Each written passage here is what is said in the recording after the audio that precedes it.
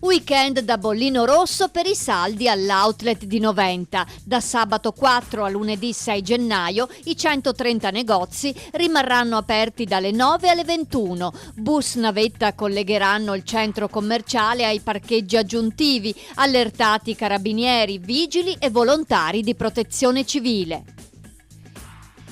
I giovani del nord-est, tecnologici ma smidollati, lo dice una ricerca condotta a livello nazionale da Community Media Research and Quest Lab. Rispetto ai coetanei di altre regioni, i ragazzi veneti sono invece meno annoiati e meno viziati, uguale il senso di frustrazione. Burocrazia dei falò. Nella zona dell'ente Parco Sile, 41 comuni in tutto, per accendere un fuoco servono molte più carte bollate che altrove. Il via libera della questura avviene solo dopo la valutazione di incidenza ambientale data dall'ente. Dalle altre parti ci pensa il sindaco.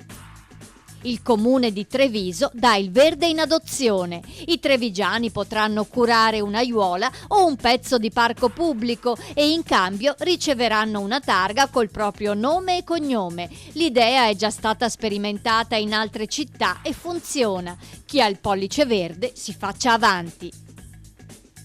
Galan ladro, a morte tu e famiglia. La scritta minacciosa è comparsa su un muro di Lozzo a Testino, a poche centinaia di metri dalla villa del noto esponente del PDL Giancarlo Galan, a Cinto Euganeo. Sulla vicenda sta indagando la Digos della questura di Padova.